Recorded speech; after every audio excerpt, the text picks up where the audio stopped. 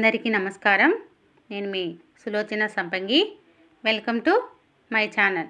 ఈరోజు ఒక మంచి టేస్టీ రెసిపీని మనం రెడీ చేసుకుందాం అండి. Fish fry. ఈ ఫిష్ ఫ్రైని టేస్టీగా ఎలా రెడీ చేసుకోవాలో చూసేద్దాం ఈరోజు. మరి ఈ ఫిష్ ఫ్రైకి కావాల్సిన ఇంగ్రీడియంట్స్ వచ్చేసి మనకి చేపలు మెయిన్ అవే కదండి కావాల్సింది. చేప ముక్కల్ని చక్కగా క్లీన్ చేసి పెట్టుకోవాలి. చూసారు కదా, ఇలా క్లీన్ చేసి పెట్టుకున్నాను. అలాగే ధనియాల పొడి, పసుపు, కారం, సాల్ట్, అల్లం వెల్లుల్లి పేస్ట్, నిమ్మకాయ, ఇంకా మనకి గరం మసాలా కావాల్సిన ఇంగ్రీడియంట్స్, అలాగే కుకింగ్ ఆయిల్ కూడా కావాలి. ఇప్పుడు ముందుగా చేప ముక్కల్ని ఒక గిన్నెలోకి తీసేసుకుందాం. ఇలా ఒక గిన్నెలోకి తీసుకొని క్లీన్ చేసి పెట్టుకున్నప్పుడు మనం పసుపు, ఉప్పు, నిమ్మకాయతో క్లీన్ చేసుకున్నాను. ఇప్పుడు ఒక 2.5 స్పూన్లు సాల్ట్ వేస్తున్నాను. చిన్న స్పూన్లు కాబట్టి 2.5 స్పూన్లు. మీరు పెద్ద స్పూన్తో వేసుకుంటే 1.5 వేసుకోండి. 1/2 స్పూను పసుపు, ఎందుకంటే క్లీన్ చేసేటప్పుడు వేసుకున్నాను కదా పసుపు, అందుకని 1/2 స్పూనే వేస్తున్నాను. 2 స్పూన్లు కారం, ఇంకా ధనియాల పొడి వచ్చేసి ఒక 2 స్పూన్లు. ఇవన్నీ కూడా నేను చిన్న స్పూన్తోనే వేస్తున్నాను అనమాట. అదే పెద్ద స్పూన్ అయితే ఒక్కొక్క స్పూన్ వేసుకోండి. ఇంకా దీనిలోకి అల్లం వెల్లుల్లి పేస్ట్ 1 స్పూను. ఇప్పుడు వచ్చేసి గరం మసాలా 1 స్పూన్ వేసుకోవాలి. ఒక 2 స్పూన్ల వరకు కుకింగ్ ఆయిల్ వేసుకోవాలండి. దీనిలో కుకింగ్ ఆయిల్ ఒక 2 స్పూన్లు వేసుకొని ఇప్పుడు మసాలా అంతా కూడా ముక్కలకు పట్టేలాగా మంచిగా కలిపి పెట్టేసుకోవాలి. చూసారు కదా, ఇట్లా ఈ ఆయిల్ వేయటం వల్ల మసాలా అనేది మనకి ముక్కలకి మంచిగా పడుతుందండి. వాటర్ ముక్కల్లోంచి బయటికి రాకుండా చక్కగా ఈ ఆయిల్ అనేది మసాలా అంతా కూడా ముక్కలకు పట్టేలా చేస్తుందన్నమాట. చూసారు కదా ఎంత బాగా పడుతుందో కదా. ఇప్పుడు మనం నిమ్మకాయను కూడా యాడ్ చేసుకుందామండి. మసాలా కలుపుకున్న తర్వాత నిమ్మకాయను కూడా పిండేసుకుందాం. నిమ్మకాయ జ్యూస్ చూడండి, ఇట్లా ఒక నిమ్మకాయ అయితే సరిపోతుంది మనం తీసుకునే చేప ముక్కలకి. ఇలా నిమ్మకాయని మనం జ్యూస్ అనేది దీనిలో యాడ్ చేసుకోవాలి. జ్యూస్ యాడ్ చేసుకొని చక్కగా మళ్ళీ ఒకసారి కలుపుకోవాలన్నమాట ముక్కలకి. ఇలా కలిపేసుకొని ఒక 1/2 అవర్ మనం ఫ్రిడ్జ్లో స్టోర్ చేసుకోవాలండి. ఈ ముక్కల్ని చక్కగా మూత పెట్టేసి ఈ గిన్నెకి ఫ్రిడ్జ్లో ఒక 1/2 అవర్ స్టోర్ చేసేసుకోవాలి. అప్పుడు మసాలా అంతా కూడా లోపలికంటా పడుతుందన్నమాట. ముక్క అబ్జర్వ్ చేసుకుంటుంది.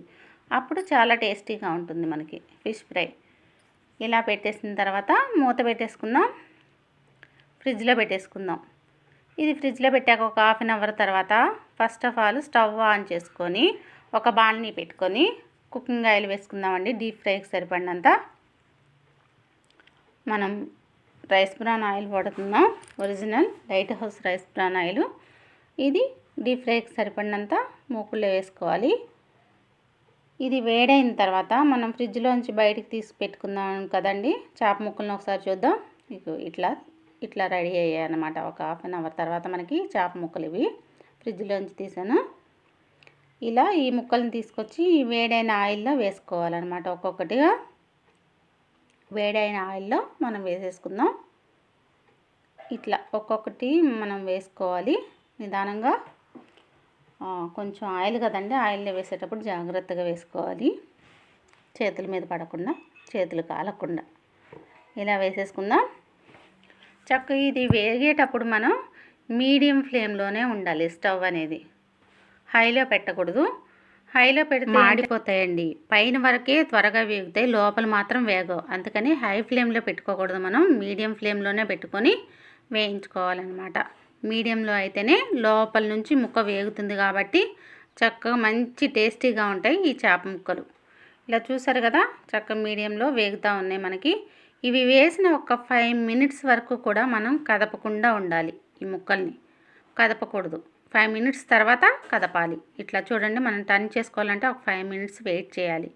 మనకి ముక్క చెదరకుండా, అడుగు పట్టకుండా రావాలంటే 5 మినిట్స్ అనేది మనం కదపకూడదు. చూసారా ఎంత చక్కగా ఊడిచ్చేస్తున్నాయో ప్యాన్ పట్టకుండా. అందుకోసమని మనం 5 మినిట్స్ వరకు కదపకూడదు అనమాట. మీడియంలో ఉంది కాబట్టి మాడిపోయే అవసరం ఏమి ఉండదు దానికి. అందుకని 5 నిమిషాల వరకు కూడా మనం వీటిని డిస్టర్బ్ చేయకూడదు. 5 నిమిషాల తర్వాత చక్కగా ఊడొచ్చేస్తే మనకి పేనం పట్టకుండా చూడండి ఇట్లా ఒక్కొక్కటి టర్న్ చేసి పెట్టుకోవాలి మనం. ఈ చేప ముక్కల్ని చక్కగా వేగుతున్నాయి కదా, ఒకవైపు అంతా కూడా గోల్డెన్ బ్రౌన్ కలర్లోకి వచ్చేస్తున్నాయి ఆల్మోస్ట్. ఇంకొక వైపు మనం టర్న్ చేసుకున్నాం. ఇంకొకసారి కూడా మనం టర్న్ చేసుకోవాల్సి ఉంటుంది. కొంచెం అక్కడక్కడ ఏమన్నా వేగకపోతే మంచిగా వేగుతుంది అనమాట. కొంచెం టైం పడుతుంది, ఓపికగా మనం చేసుకోవాల్సి ఉంటుంది. దీన్ని మాత్రం మీడియంలోనే ఉంచుకోవాలి. హైలో పెడితే మాత్రం టేస్ట్ బాగుండదు, లోపల కూడా వేగవు. చూసారు కదా, ఒకవైపు చక్కగా వేగిపోయాయండి గోల్డెన్ బ్రౌన్. మళ్ళీ ఇంకొక వైపు మళ్ళీ అదే ఫస్ట్ తిప్పిన వైపు మనం మళ్ళీ ఒకసారి టర్న్ చేసుకుంటున్నాం. చూసారు కదా, ఒకసారి గమనించారా? ఈ చేప ముక్కలు క్రిస్పీగా కూడా ఉన్నాయి, మీకు కనిపిస్తూనే ఉంది వీడియోలో. మనం దీనిలో కార్న్ఫ్లోర్ వేయలేదు, రైస్ ఫ్లోర్ వేయలేదు, ఏమీ వేయలేదు. ఓన్లీ మసాలాలు, కుకింగ్ ఆయిల్ ఒక 2 స్పూన్లు వేసాం కలిపేటప్పుడు. కానీ చాలా టేస్టీగా ఉంటుంది. ఈ ఫిష్ ఫ్రై అనేది చాలా క్రిస్పీగా కూడా ఉంటుంది. భలే ఎంజాయ్ చేస్తారు. మరి మీకు ఈ వీడియో చూస్తున్నారు కదా, ఒక్కసారి ఖచ్చితంగా ట్రై చేయండి. టేస్ట్ ఎలా ఉందో కూడా మీకు అర్థమవుతుంది. మరి ఈ ముక్కలన్నీ కూడా మనం వేగిన తర్వాత తీసేసి పక్కన పెట్టేసుకుందామండి. ముక్కల్ని చక్కగా గోల్డెన్ బ్రౌన్లో క్రిస్పీగా వేగాయి ప్రతి ముక్క కూడా. చూసారా ఎంత బాగా వచ్చిందో కదా, నోట్లో నీళ్ళు ఊరుతున్నాయి కదా. మరి ఎంత టేస్టీగా కూడా ఉంటుంది ఈ ఫిష్ ఫ్రై అనేది. ఇప్పుడు ఈ ముక్కలన్నీ తీసేసిన తర్వాత మనం పచ్చిమిర్చిని కూడా వేయించేసుకుందామండి.